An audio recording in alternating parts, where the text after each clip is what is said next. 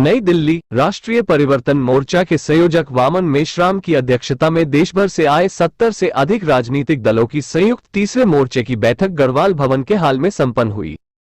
राष्ट्रीय परिवर्तन मोर्चा के राष्ट्रीय संयोजक वामन मेश्राम द्वारा तीसरे मोर्चे की दिल्ली में बुलाई गई दूसरी बैठक में SC/ST, पिछड़ा वर्ग और अल्पसंख्यक वर्ग के हितों पर चर्चा करते हुए वामन मेश्राम ने कहा कि NDA गठबंधन और इंडिया गठबंधन दोनों ही गठबंधन मनुवाद की विचारधारा से ग्रस्त है, जो दलितों, पिछड़ों, अति पिछड़ों और अल्पसंख्यकों के वोट तो लेना चाहते हैं, परंतु सत्ता में भागीदारी से वंचित रखने की तैयारी है।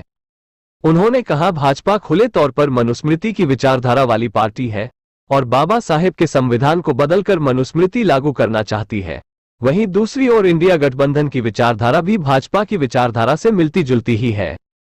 उन्होंने कहा, दोनों गठबंधन दलितों, अल्पसंख्यकों और पिछड़ों की पार्टियों को गठबंधन से दूर रखकर दलितों, पिछड़ों, अति पिछड़ों और अल्पसंख्यकों का वोट तो हासिल करना चाहते हैं, परंतु सत्ता से वंचित वर्ग को सत्ता से दूर रखने की साजिश बराबर रचते रहे हैं। वामन मेश्राम ने कहा, राष्ट्रीय परिवर्तन मोर्चा आगामी 2024 लोकसभा चुनाव में परिवर्तन लाने के लिए दलितों, पिछड़ों और अल्पसंख्यकों के राजनीतिक दलों को संगठित कर राजनीतिक शोषण के शिकार सत्ता से वंचित दलितों, पिछड़ों, अति पिछड़ों और अल्पसंख्यकों को सत्ता में भागीदारी सुनिश्चित करने के लिए संकल्पबद्ध है। उन्होंने कहा, जब तक राजनीतिक शोषण के शिकार सत्ता से वंचित देश के 85% लोगों को सत्ता में भागीदारी नहीं मिलेगी, तब तक उनके समाज तरक्की की दौड़ में पिछड़ते रहेंगे।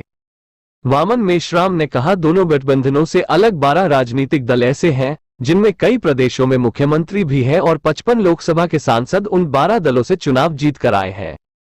हम सभी मिलकर संयुक्त रूप से प्रयास कर रहे हैं कि दोनों गठबंधनों से दूर रहने वाले ये 12 राजनीतिक दल अगर तीसरे मोर्चे में सहयोग करने को तैयार होते हैं तो देश की जनता को दोनों गठबंधनों के सामने एक नया विकल्प मिलेगा। अगर तीसरा मोर्चा सत्ता में आता है या फिर उसके सहयोग से केंद्र की सरकार बनती है तो देश के 85% दलितों, पिछड़ों, अति पिछड़ों और अल्पसंख्यकों को सत्ता में भागीदारी मिलना सुनिश्चित है।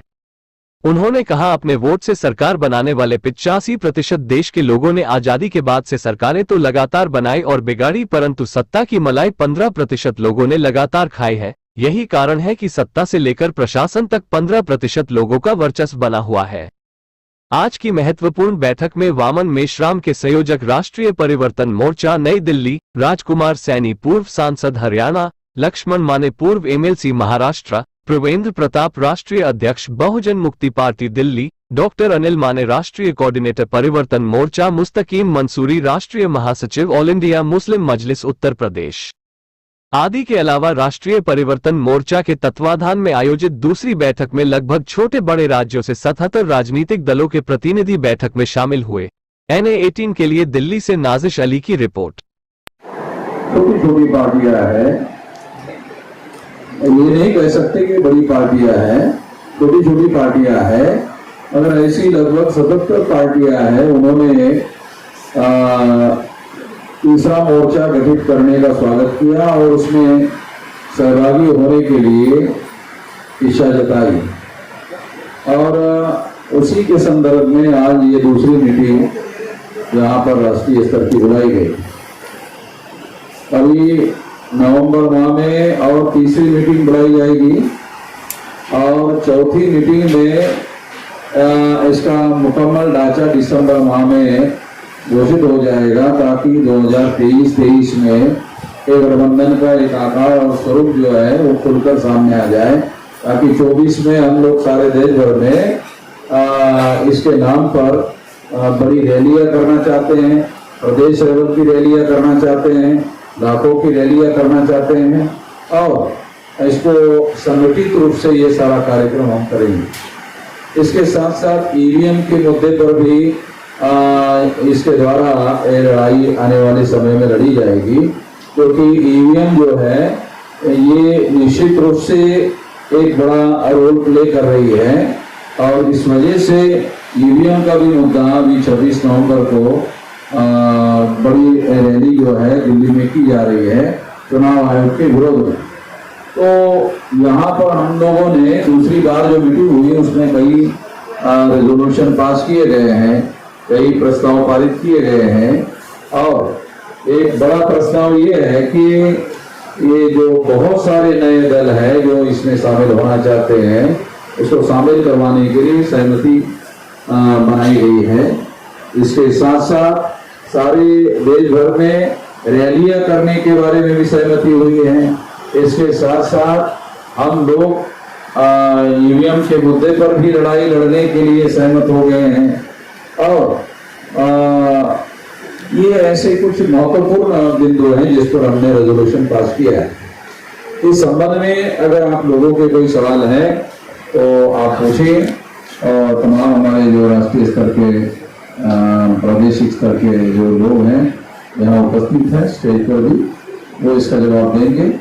तो एक एक करके आप सवाल पूछ सकते हैं। अभी तक लिखित रूप से और फिजिकली 77 पार्टी के लोगों की इसमें सहमति है, क्योंकि जो एनडीए गठबंधन है और यूपीए जो इंडिया गठबंधन है, वो गठबंधन हमारी समस्याएं जो है खासतौर पर एससी एसटी ओबीसी माइनॉरिटी के लोगों की समस्याओं को प्राथमिकता में समाधान करने के लिए तैयार नहीं। एक बात तो ये, दूसरी बात ये है कि संविधान में हम जिन लोगों की बात करते हैं उन लोगों को भी अगर इकट्ठा किया जाए तो उनकी संख्या 85% है। अगर उनकी 85% संख्या है तो हम लोग कितनी देर तक पिछड़ा बने रहे, चाहे एनडीए के रहे चाहे इंडिया के रहे, ये हम लोग की पिछड़ा कोई बने रहे। क्या हमारे लोग जो है पहल करके क्या नेतृत्व करने लायक नहीं है देश का सरकार चलाने के लिए?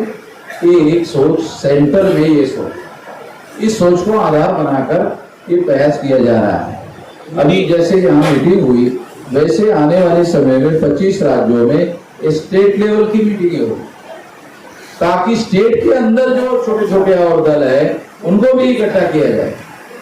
हमारी जानकारी में 7-8 दल जो है ये राज्यों में लगभग ऐसी जानकारी 7-8 दल है। अगर 8 दल मान ले और 25 राज्यों में 8 दल मान लो तो ये तो लगभग 200 पार्टियां हो जाएगी। चाहे छोटी छोटी पार्टियां हो, मगर ये 200 पार्टियां अगर इकट्ठा होगी तो इसका सिग्निफिकेंट असर तो पड़ेगा, ऐसा नहीं कि नहीं पड़ेगा। और हम लोग ये सारे लोग मिलकर मिनिमम 200 और मैक्सिमम 400 सीटों पर चुनाव लड़ेंगे।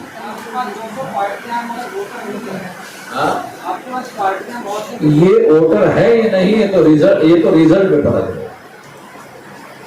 बराबर है आपका सवाल, मगर हमारे पास वोटर है या नहीं है तो चुनाव में पता चलेगा। और सर राहुल गांधी भी आपकी समस्याओं की बात कर रहे हैं, कह रहे जातीय जनगणना कराएंगे, पिछड़ों को अधिकार दिलवाएंगे, तो फिर उनसे क्या दिक्कत है जब बोल रहे हैं? तो वो उसके बदले में उनको प्रधानमंत्री बनाने की बात कर रहे हैं कि आपको हम गिनती कर लेंगे, इसके बदले में आप हमें प्रधानमंत्री बनाए। यहाँ हमको ऑब्जेक्शन। राहुल गांधी ये नहीं कह रहे ना 52% लोगों की गिनती करेंगे और 52% का प्रधानमंत्री बनाएंगे, ये नहीं कह रहे। केवल गिनती करेंगे, अधिकार देने की बात कर रहे हैं, हिस्सेदारी की गिनती करेंगे। 75 साल के बाद भी गिनती ही करेंगे। तो राहुल गांधी पे विश्वास नहीं है आपको? राहुल गांधी पे विश्वास रखना ना रखना ये बहुत बड़ा इशू है नहीं, ये नेशनल इशू नहीं है। अगर कांग्रेस मल्लिकार्जुन खड़गे साहब को प्रधानमंत्री पद का उम्मीदवार घोषित कर देगी तो क्या आप चुनाव नहीं लड़ोगे फिर? तो फिर राहुल गांधी को पूछ लो, कंफर्म कर लो। अभी तक राष्ट्रीय अध्यक्ष तो बना लिया, अभी तक रेजोल्यूशन पास नहीं हुआ कि खड़गे जी प्रधानमंत्री बने कागज में। अगर ऐसा होता तो क्या ये आप? अरे अगर होगा तो नहीं होगा, ये तो जर वाली बात है। आप ऐसी बातें कर रहे हो, ऐसा हुआ तो क्या होगा, ऐसा नहीं हुआ तो आने दो ना। खड़गे साहब के अध्यक्ष होने से कागज में रेजोल्यूशन पास नहीं हो रहा है, बनाने की तो छोड़ दो, अरे कागज में रेजोल्यूशन पास नहीं हो रहा है कि खड़गे साहब को राष्ट्रीय अध्यक्ष बनाएंगे, जो राष्ट्रीय अध्यक्ष होगा वही देश का प्रधानमंत्री होगा, इतना भी रेजोल्यूशन पास नहीं।